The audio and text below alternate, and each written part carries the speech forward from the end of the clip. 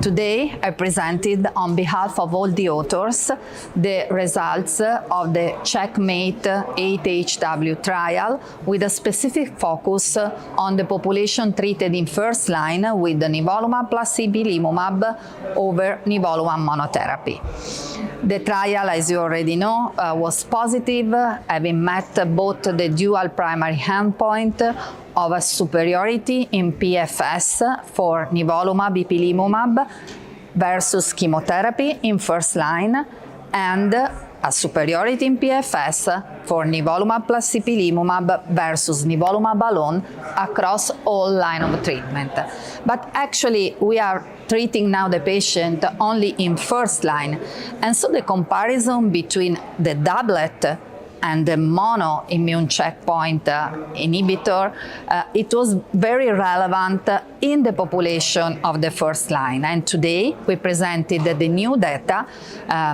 addressing this specific question and demonstrating that Nivolumab plus Ipilimumab was able to improve progression-free survival compared to Nivolumab alone,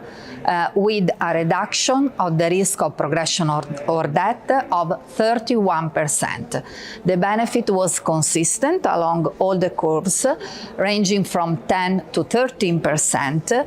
and at 4 years, we had 65% of the patient in the combination arm free of progression.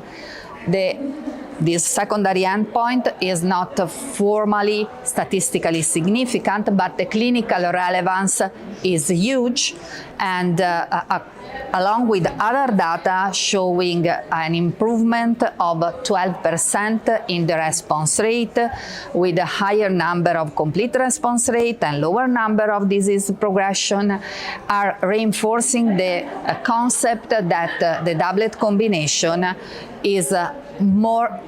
efficient compared to a monotherapy with the PD-1 inhibitor Nivolumab.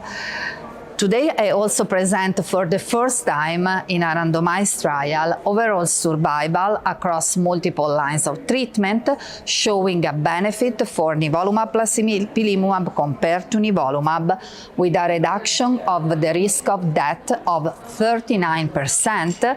starting from 7% of absolute benefit at 1 year,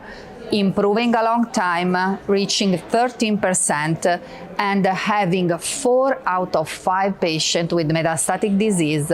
microsatellite instability, at 4 years. So all the burden of data for sure are indicating that a combination of Nivolumab and Ipilimumab in patients with advanced colorectal cancer, MSI-H or dMMR, is highly effective, and it should be the preferred first-line treatment for this population.